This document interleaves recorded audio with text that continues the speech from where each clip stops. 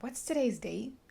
July 26th. This is the recording session that I've sat down for. My brain slowed down for a second. Yeah, it's July 26th, Saturday. And I am recording my videos for the month of August. And so my August videos, there will only be 4, even though there are 5 Sundays in the month of August. I have made up my mind that I'm only posting 4 videos a month. I try to typically post a video every Sunday of that month, but there are 5 months in the month of August. No, Alana, there are 5 Sundays in the month of August. I think I did this for June as well. There were 5 Sundays in the month of June. I just knocked one of those off and give myself a break. So, and also sitting down to record 5 videos at once, there's something about, I've done it before. I don't know what it is. I reached that 4th video and I've tapped out. That 5th video, it's brutal. Hi, my name is Lana. Welcome to my YouTube channel. Oh, hair. And on this channel, we review books. I haven't done that intro in a long time. I just tend to forget. Anyway, this review will be a shorter review.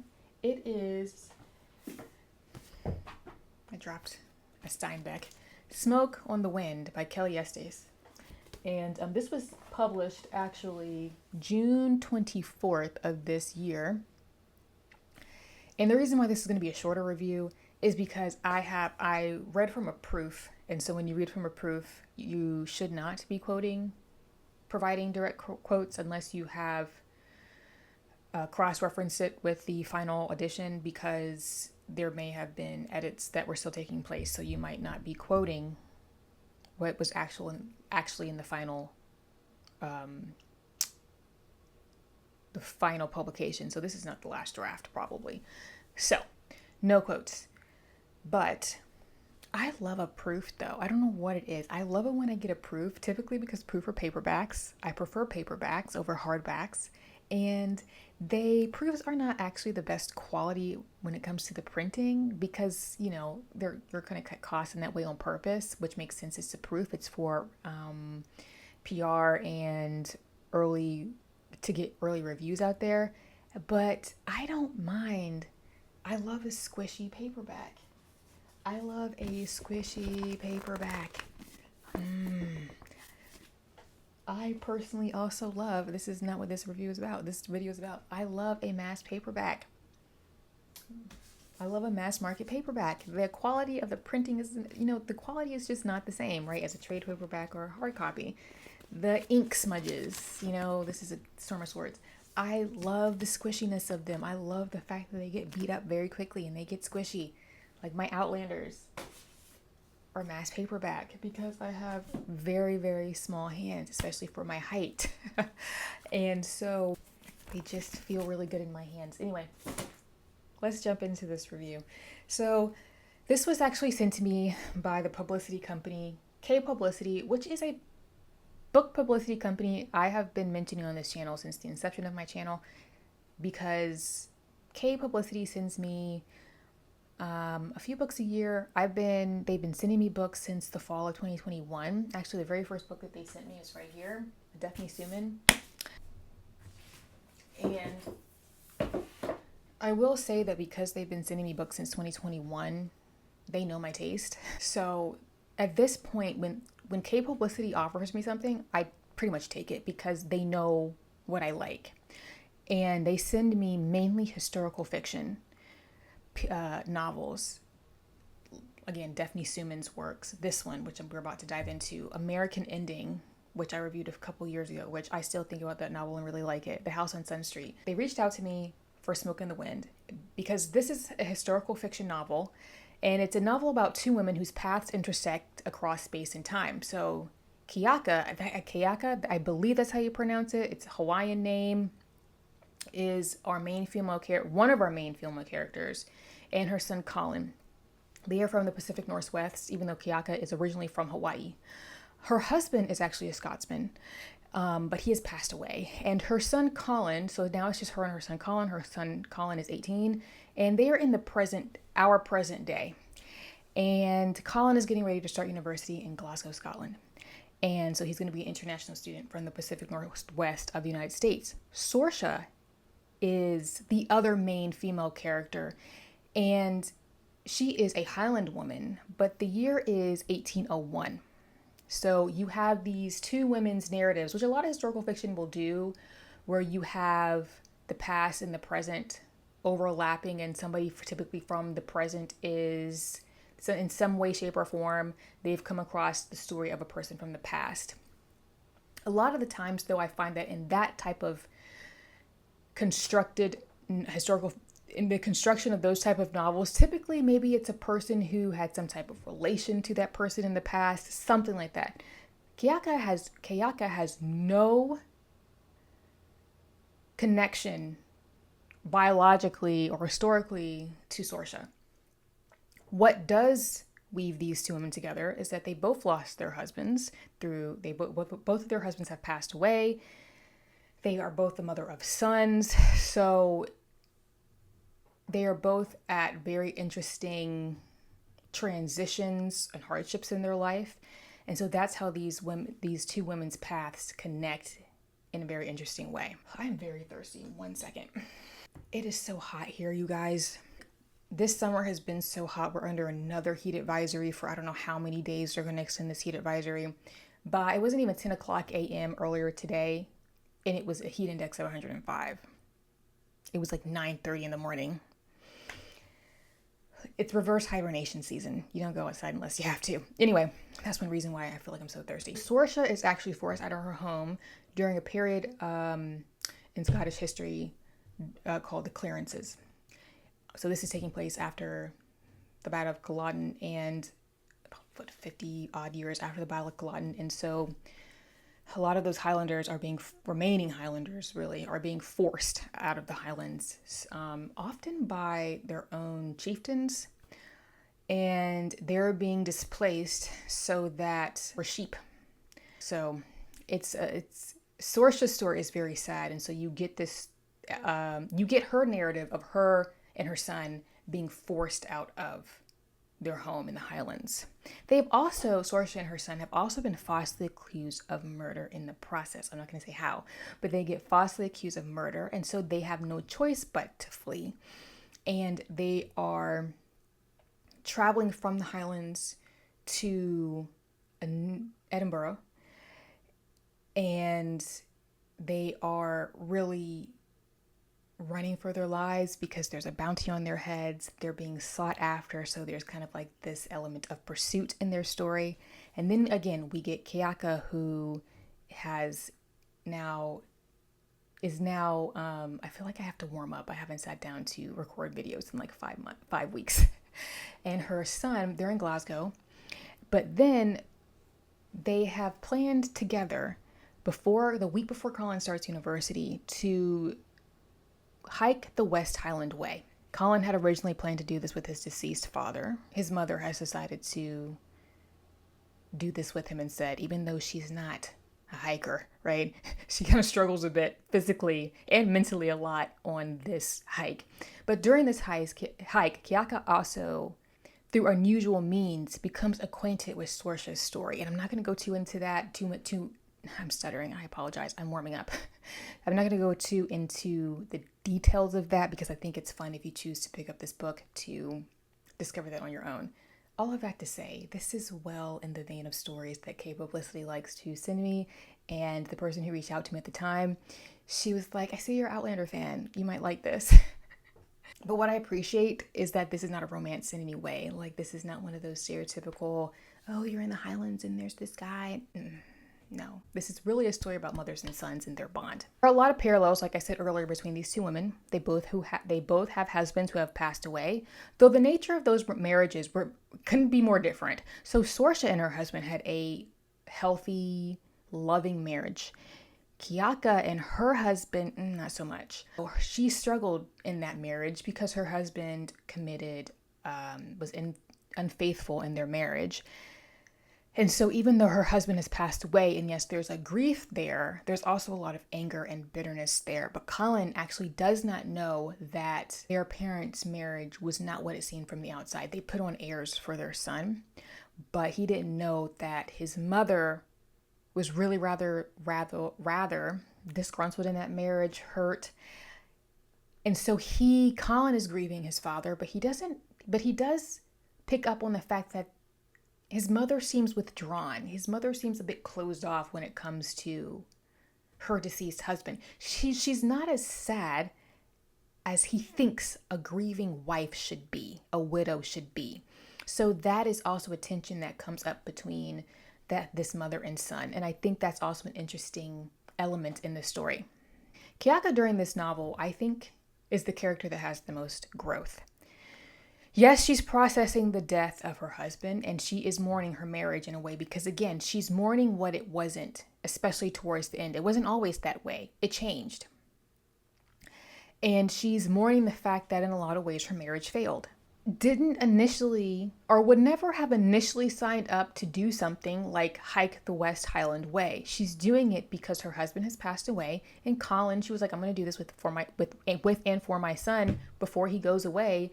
And they're in this transition of life. He's going to be thousands and thousands, 6,000 miles away from home, essentially.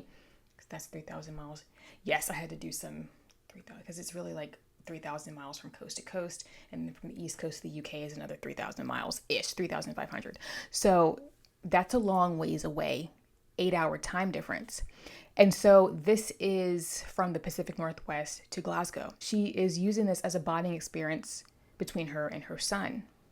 But during the week that she spends in Scotland, Kiaka is forced out of her comfort zone. Nothing in some cases will force you out of your comfort zone more than a new physical environment, completely different culture. The people, yes, there's English being spoken in Scotland, obviously, but there are different dialects going on. The time zone is different, so you're jet lagged. The physical landscape is different. The food is different. And not only that, she is pushing herself physically on this hike in a way she's never done before. So nothing will get you sometimes to, that was not getting English, nothing will get you to assess yourself in some ways more than forcing yourself out of your own environment. So because she is now forced out of her comfort zone, she is not one of those characters who is not self-reflective. She does reflect. She assesses herself a lot because she's walking. She has plenty of time to it's just her and her thoughts on this hike. And so she is able to reconcile and embrace the changes that have recently occurred in her life. Again, she's going to be in this new situation where now that her son is several thousand miles away, what does her life look like now that she's a widow? Her son is now a young adult who's moved far away from home to another country. She also comes to the realization that in many ways, she has held herself back through very limited thinking, through a very limited mindset. She also takes some responsibility in her failed marriage. She does not excuse her husband, Adam, for his cheating, but she thinks, how did my distance in some way as this marriage progressed?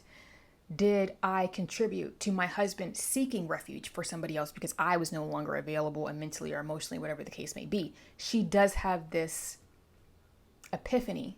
She doesn't excuse him for his behavior. Adam still made a choice, but she also got a bit reserved in her own marriage, and she has to reconcile that and come to grips with she played a role in how their marriage played out. Saoirse, on the other hand, in order to keep her son alive through a very trying time in Scotland's history, she does whatever is necessary, which means resorting to things that are against her conscience, morals, and ethics. So as you can imagine, during this time period in particular, she's a religious woman, and so she does have strong moral ethics when a lot of them are faith-based. And so she is doing things that she considers a sin, that she considers she never thought that she would have to resort to certain types of things like stealing. She's been accused of murder. She does steal food from time to time to feed her 14-year-old son, who she can look at him and tell he's starving, and you can see it in his face. They're hungry. They've been, she doesn't even have shoes for the majority of this journey.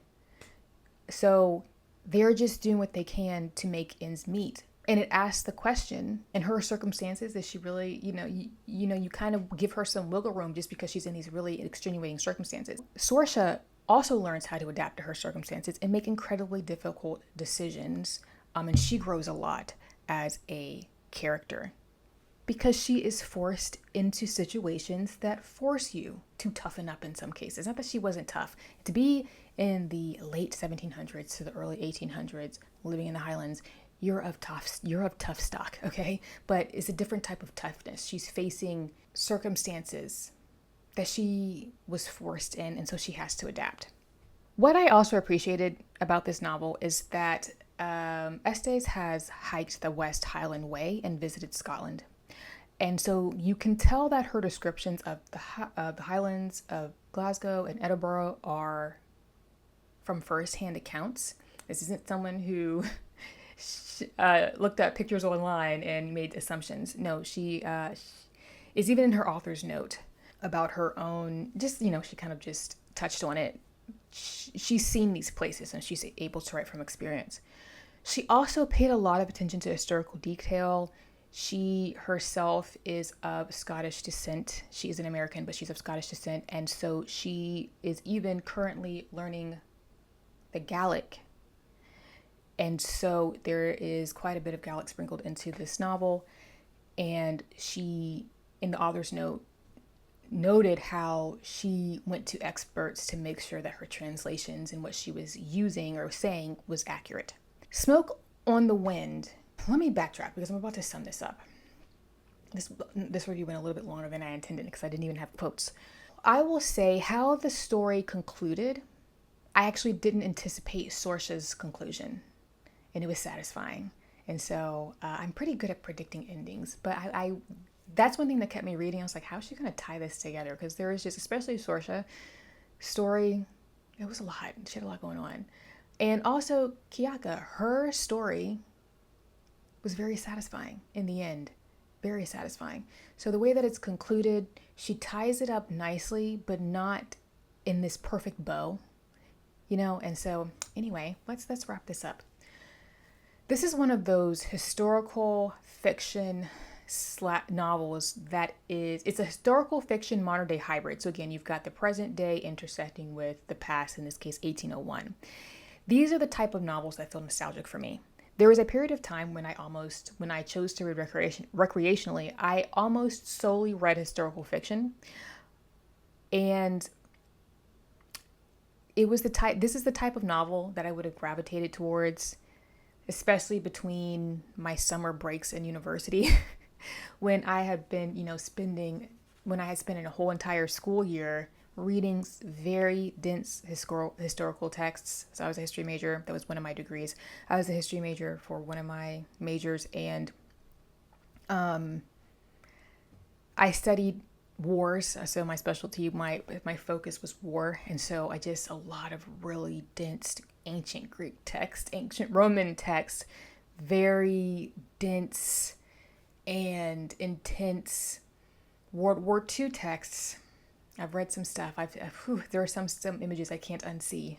I wrote my undergrad thesis on the American Revolutionary War. I studied the Civil War, just really gruesome periods in history. And so during my breaks from school, I would gravitate towards novels like this because they were I could just bury my nose in them and just escape. And I would typically pick periods in history that fascinated me that I often wasn't studying in school. So it was a nostalgic type of read for me. I don't typically gravitate towards these novels anymore, even though I still like them. I just don't gravitate towards them as much now in my recreational reading. I'm typically reading, as you guys know, very, very, very dense works. I'm picking up, I like rough classics. But there was a coziness as I was reading this. Let me just look at my notes. I barely annotated this book. It didn't need it. I would just sit down, cozy up on my couch, and just kind of be whisked away. And to be honest, I could have stayed in Kiyaka's head the whole time. I just really enjoyed her voice. She was just my favorite character. I tend to read very dense fiction, very intense fiction that requires a dissertation to analyze the themes. This was not one of those books. It doesn't require it. It was a calm, quiet read for me, even though the author is tackling interesting themes like family dynamics, marriages, the ethics of lying, committing certain crimes for the sake of survival, things like that, change, transition in life. What is the nature of mother and son relationships and that dynamic in particular? And so I just really enjoyed it. I gave it a 3 out of 5. I thought it was solid. And so have you heard of this book? Again, new release. It was released June 24th. I think that those of you who like historical fiction, who tend to just, again, gravitate to parallel time, stories that are running in parallel, I think that you would enjoy this type of novel. I think that's it. I feel like I had to warm up quite a bit in this review because it's been 5 weeks since I've sat down to record a video. So there you go. Please feel free to leave me a comment. Also feel free to follow me on Instagram where I get up to more bookish shenanigans. I post all of my book content there first. So all my reviews I post reviews there every Sunday. Yes, I don't post as much in my stories these days because I don't want to. I just don't want to. I haven't been doing a lot of scrolling. So I post when I post these days. But I do always post on a Sunday. But anyway, that's all. What a bit of a rough review as far as getting warmed up. That's what editing is for. I'll see you in the next one. Bye.